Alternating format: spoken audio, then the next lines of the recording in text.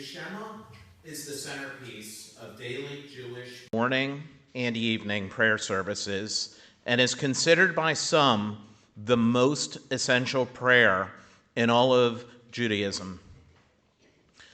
The Shema prayer stands as an affirmation of monotheism and the singularity God in the life of the Jewish people. It is a beautiful expression of devotion to and trust in God. Hear these words from the Shema prayer, which come from the words of Moses in Deuteronomy. Hear, O Israel, the Lord is our God.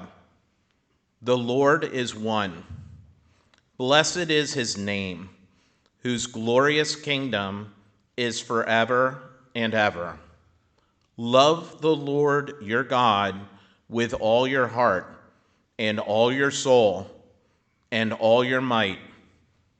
These words that I command you today shall be upon your heart. Repeat them to your children and talk about them when you sit in your home and when you walk in the street, when you lie down, and when you rise up. Hold fast to them as a sign upon your hand, and let them be as reminders before your eyes. Write them on the doorposts of your home and at your gates.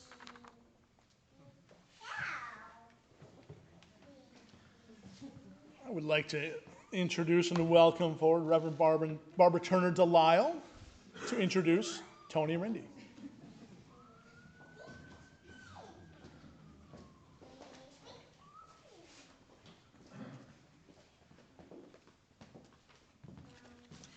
Good morning, everyone. Good morning. It is my great honor to introduce our guest today, Toni Rinde, and welcome her to our pulpit. But before I do, I'd like to share a short story about how this came to be. It's one of those spiritual coincidence, synchronicity, divine timing kind of stories. And it centers around our member and co-leader of Annam Cara, Marge Miller. You see, the events of this month are all related to Marge's friendship with Toni, as well as her vision of building bridges between our church and others, in this case, with the Jewish faith and culture. There's a little divine comedy in this story, as well as divine timing.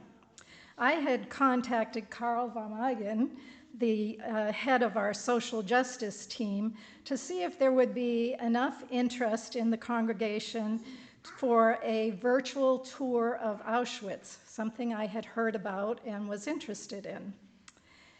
And I couldn't attend the meeting that this was discussed at. And so guess what? Guess who got elected, nominated, volunteered to lead the month of April? Yep, that's right, that's right.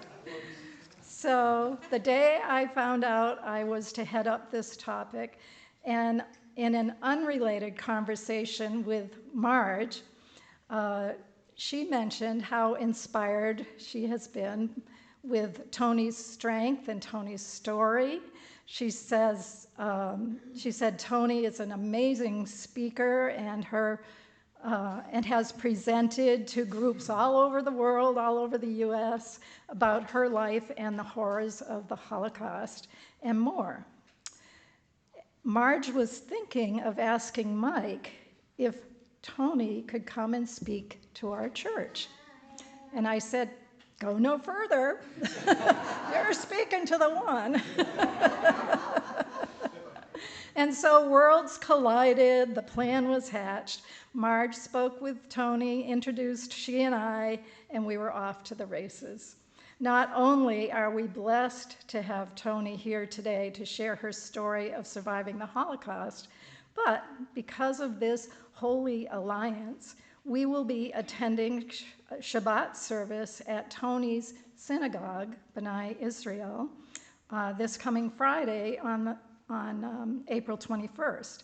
And once Tony told Rabbi Joshua of our interest, he suggested we come in an hour early at 6 instead of just at 7, so that he could sit with us and talk with us and answer our questions and share about the temple, take us into the Holy of Holies, share with us the Ark and the most sacred artifact in all Judaism, the Torah, which in this case is one that also survived the Holocaust and was owned by Tony's grandfather.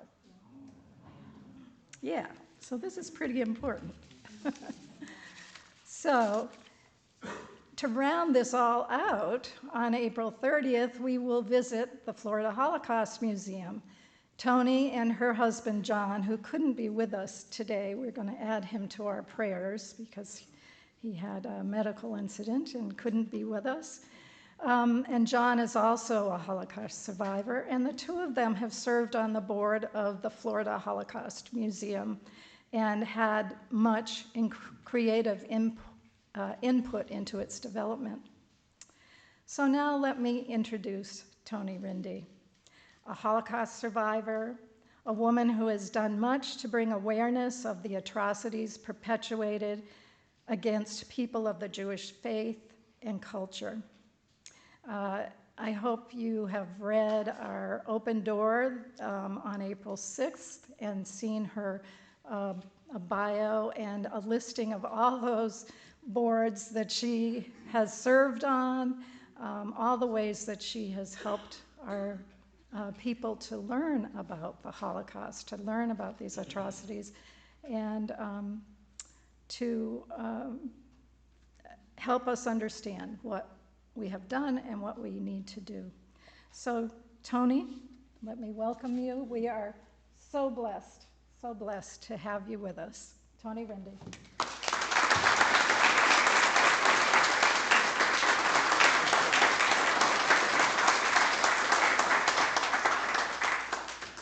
Good morning, everyone. So let me tell you, I got up this morning and washed my face, and I said, oh my gosh, I have to put makeup on because I have to look right in all these people. And I drove up here, and as I turned into the driveway, and your sign of shalom met my heart, my makeup fell apart.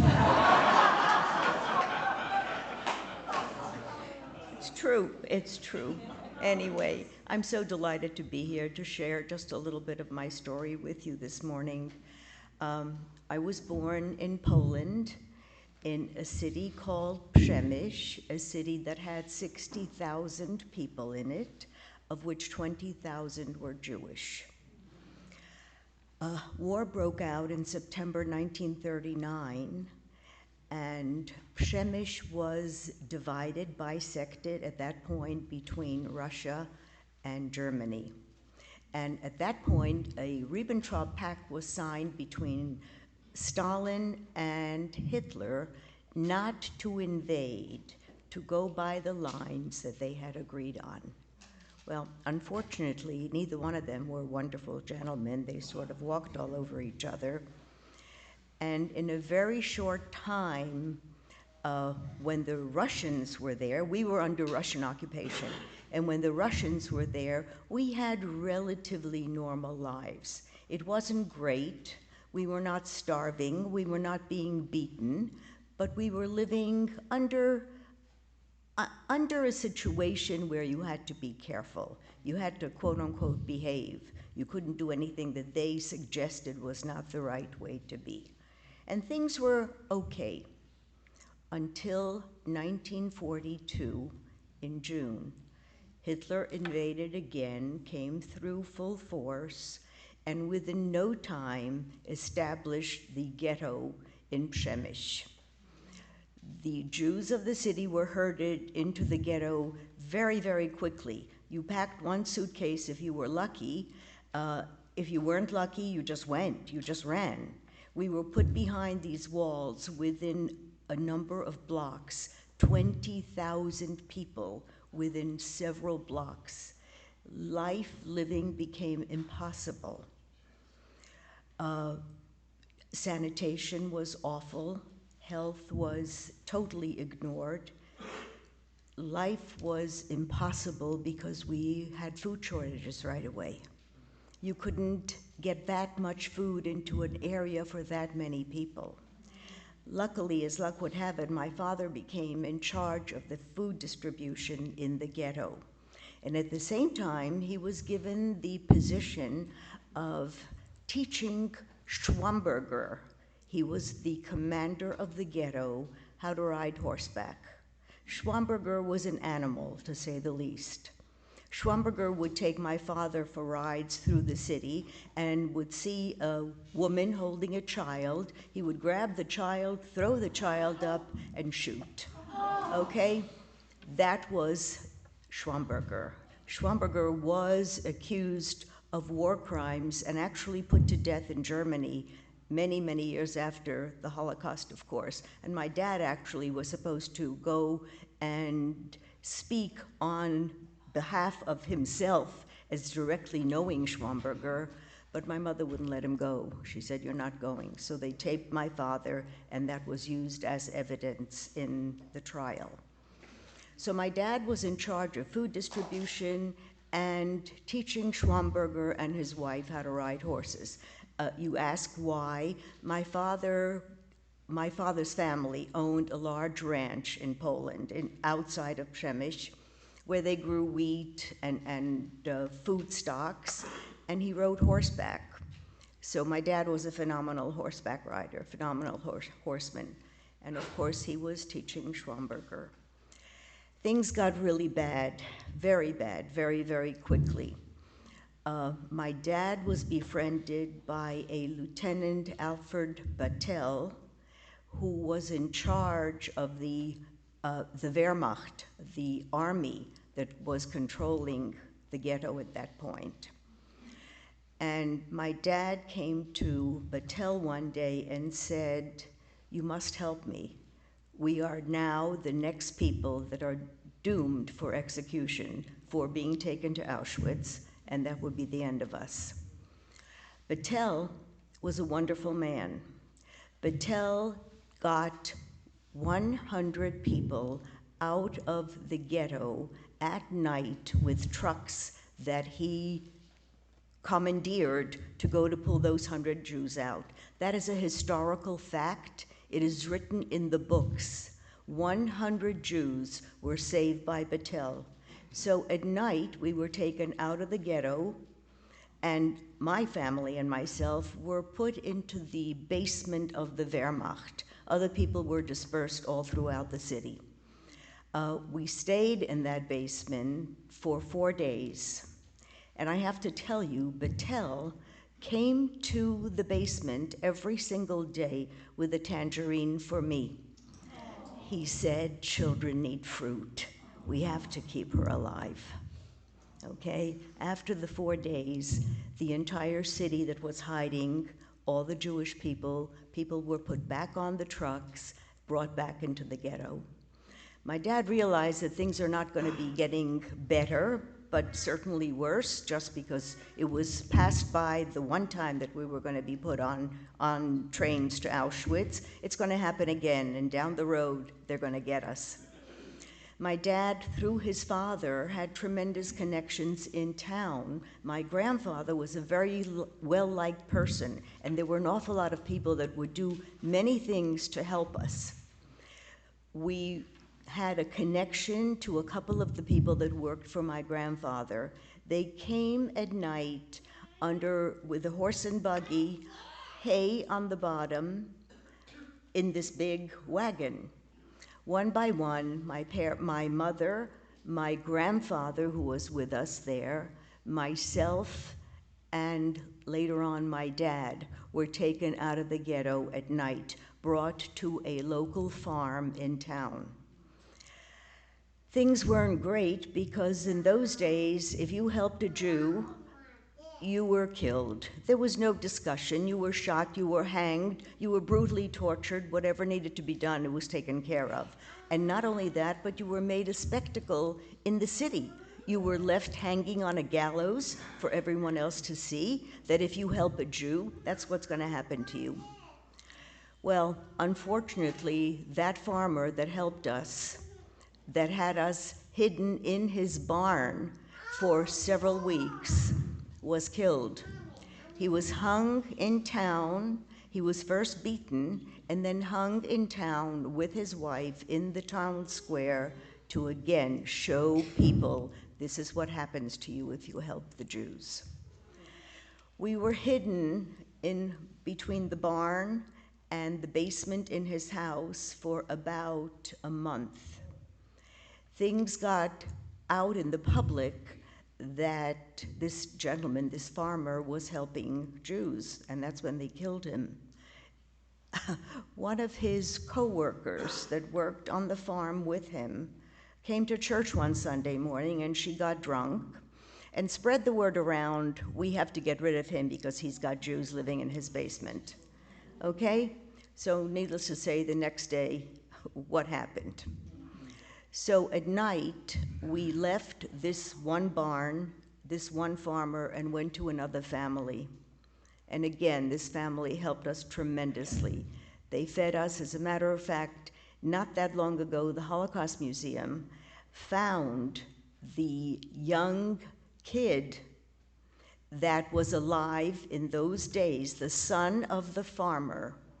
I called him to Poland. And he was a little older than I was, and he said to me he remembers his mother carrying me in her arms in order to try to feed me when things got really bad. But they killed the parents, again, because Jews were being hidden in their facility. I became very sick. I was probably 2 years old at that point, maybe 2.5, 2, closer to 2. And I became sick, and you can't hide with a child. A child lets themselves be known, right? Whether good or whether bad, you know when there's a child around. I became sick, and my parents had to make some very serious, heavy decisions. They made the decision to give me away. Through the Catholic Archdiocese, which Przemyśl was the seat, they found a wonderful lady who would take me and keep me as her niece. Okay? My name had to be changed. My birth certificate had to be changed. I had to learn catechism. I had to go to church every single day, and I prayed. And this wonderful lady said to me that if ever you were questioned by anyone and they ask about you, I was her niece, right? And where were your parents? Your parents were sent to another city to work for the German effort. Okay, well, tell that to 2.5-year-old little child, okay? You know, all they had to do was come and give me a candy. I will tell you whatever you want to know. And I will repeat it if you have any questions. So, I was not allowed to come into the main room of the house. I had to stay in my bedroom all the time, especially if someone came to the door. I was not allowed to be in the room. They were afraid. They were afraid because children talk, whether they want to or they don't. A person can get all the facts and information speaking to a child. Life was not easy for me. The only good thing is that I had a wonderful lady that took care of me. I addressed her as my aunt. Her name was Koniosna, and she was my aunt, Koniosna. My parents went back to where they were hiding, and after a while, they had to leave because, again, too much threat was happening to the family that was hiding them. My parents went to the woods and stayed in a partisan community for close to 2 years. The war was not easy. Do I remember? Yes, I do. when something traumatic happens to you, even though you may be 3 and 3.5 years old, there's memory there. Whether it's brought up every day of your life, no. But when things start coming back and you start having conversations, you remember. My mother always used to say, "How do you remember all these things? I can't believe that. I didn't remember, and you remember?" And I said, "Yes, I remember." And she was amazed at the fact that I was telling her what was going on. Long story short, I stayed with this wonderful lady for close to 3 years. She took care of me. She fed me to the best of her ability. Food was always a problem, but she was a wonderful lady. My parents had a very difficult time. They were in the woods. My grandfather, elderly gentleman, finally died. My father and my uncle buried him in the woods and marked the spot with a stick or stone or whatever in order to be able to find him, find his body after the war, when things were able to become sort of normal. And they did. They exhumed his body after the war, and they buried him in the Jewish cemetery in Poland. So things were not easy. Life was very difficult. Being a Jew was the worst thing you could be. You know, my dad was addressed by this Schwamberger who he was teaching horseback riding. "You dirty Jew, you Jew pig." That's how he addressed him every single day. His wife, on the other hand, was a delightful lady and would bring my dad pieces of food that she was able to put into her pockets, into her jacket, wherever, and she would give him something to eat. Things settled down. The war was over. Very few people were alive. Przemyśl, with a population of 20,000 Jewish people before the war, probably had about 9 when we went back to our community. They were killed, they were slaughtered, they were murdered, they were burned. Any atrocity that you could possibly visualize is what happened. My parents came back to get me. Well, I looked at these 2 people, and who are you? I don't know you. I don't want to go to you. I don't want to have any part of you. I love my aunt. She's been taking care of me, and why are you taking me away? Why are you even making those noises? I won't go. It's not easy dealing with me, even at that age. So my parents hired this young girl that moved into an apartment with them, and hoping to entice me, because I was, at that point, 4.5, and a young girl was great. I mean, I had somebody that I could play with, right? Well, it didn't work that fast. It took 3 months for my parents to finally get me to go with them, and that wasn't easy either, because I said, "Well, yeah, okay, we'll go, I'll come stay with you." It didn't happen that fast. But finally, my parents put their foot down and said, "This is ridiculous, okay? We've got to get our lives together." We moved from Przemyśl to Katowice, which is another city northwest of Przemyśl. My dad became in charge of the Jewish community in order to help orphans that were created because of the Holocaust. He was writing false birth certificates to the land of Palestine for these children.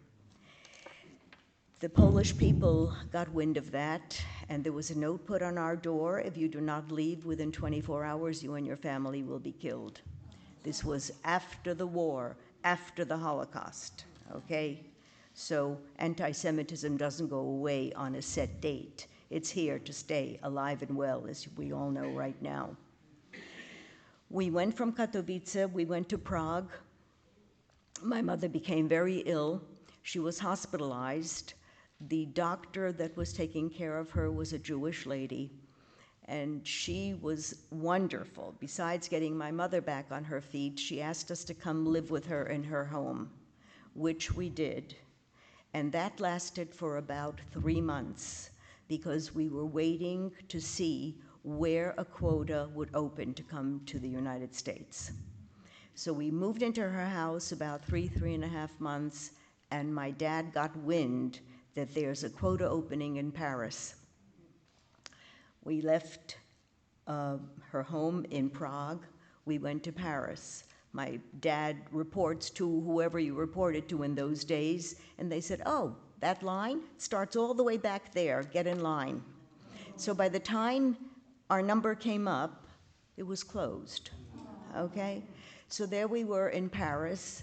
What do you do? A family, a child? Well, you try to find work, you try to find some semblance of reality. So we lived in Paris for about a year.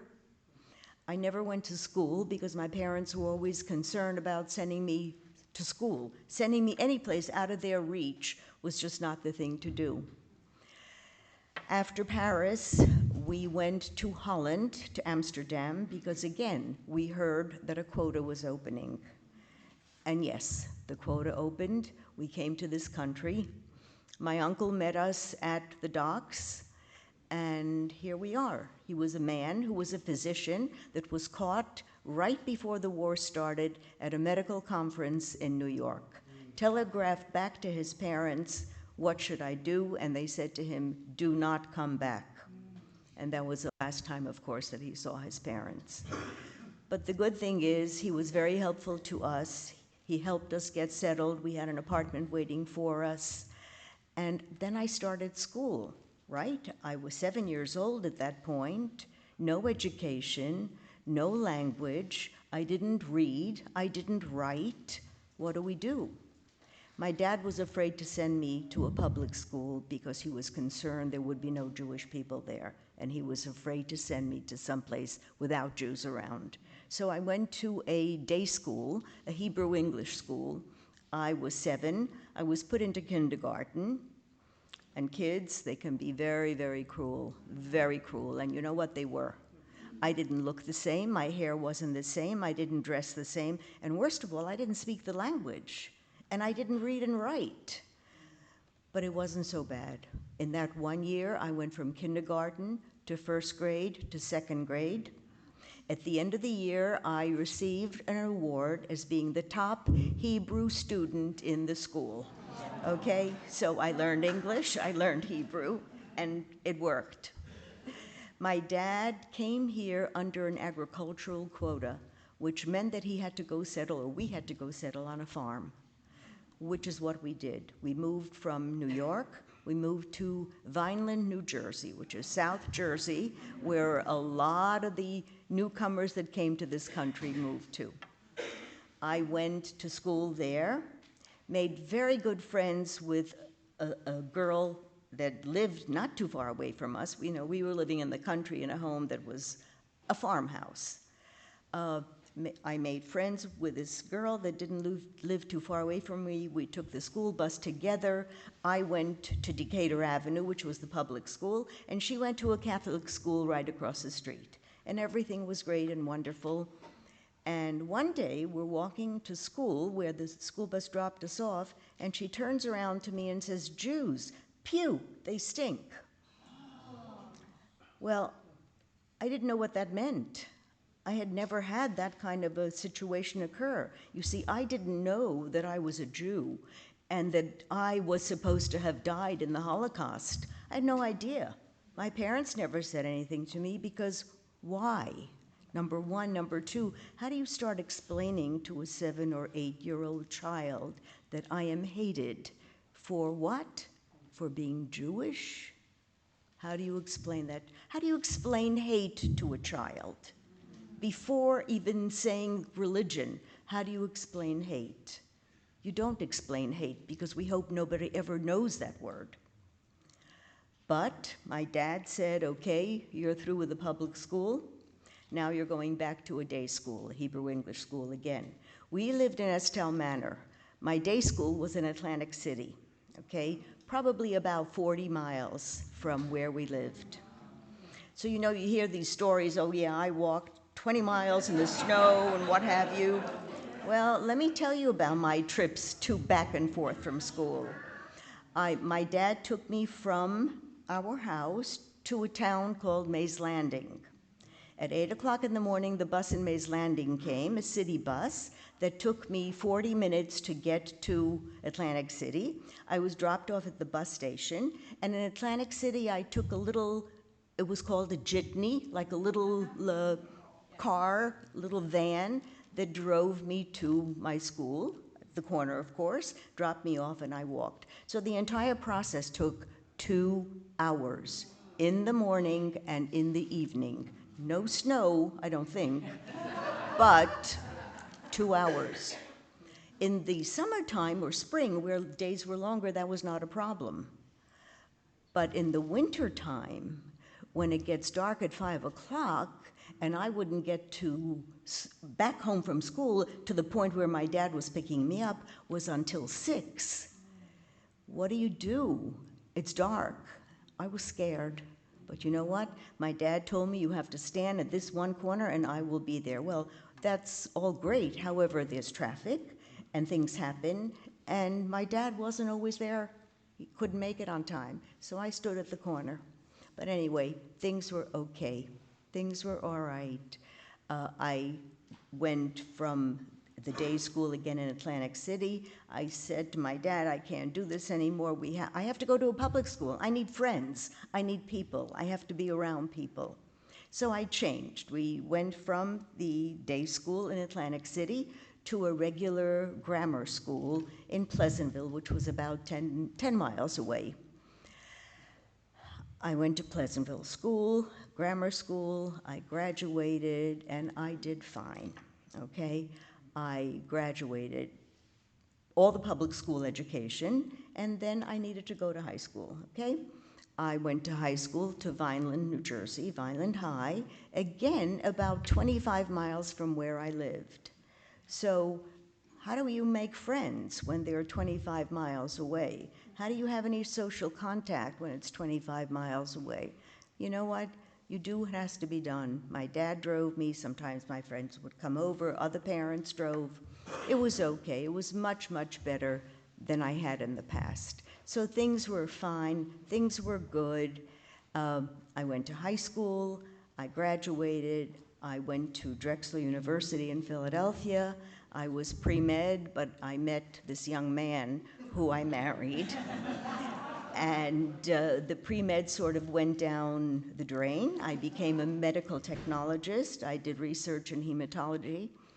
And I worked because that's what you do, right? You get out there and you work. And things were great, and I'm going to make this very short. Met my husband, we got married. John was an engineer. He was an MIT graduate with 3 degrees out of MIT, and down the road decided to go to medical school, okay? So what do? I went back to work. I'm a hematology research person, so I got a job at the clinical lab, and then went into the university hematology research department, and everything was great. He graduated medical school finally after 7 years, and we moved to Clearwater, Florida, Largo, Florida. And today I'm speaking to this wonderful congregation of people. So all I can tell you is he's wonderful. He is so amazing. Now, my husband's wonderful too, but right now, this is it. And I so appreciate the wonderful, warm welcome that I've gotten from everybody here. You're an amazing congregation, amazing people. Having you come to our temple Friday night is going to be fabulous. I spoke to the rabbi about it, and we discussed a number of things. I unfortunately will not be there if everything is okay with my husband. We have a family bar mitzvah in New York. So, can't do it. But the Torah that is in that ark is a Torah that survived the Holocaust. My grandfather was financially pretty comfortable, so he built a synagogue on his property for people that were not able to go to the city to afford the trip to the city. So he built a synagogue, and that Torah was handwritten for that synagogue. And today it stands in Clearwater, Florida. Thank you so much. Thank you for having me.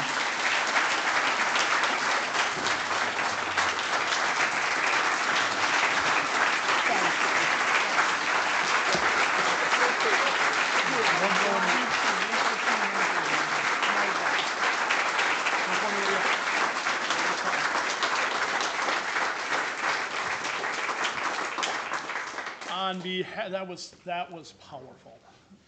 My goodness. We're going to need a moment of just pausing, I think, to take in that story. Wow. Thank you for coming here and sharing your story with us. We want to present you with something from the congregation. This is a check. We try and do local benevolences to organizations doing phenomenal work. So we want to present a check on behalf of Faith UCC to the Florida Holocaust Museum in your honor, Toni. Thank you so much. It's gratitude for your presence here today.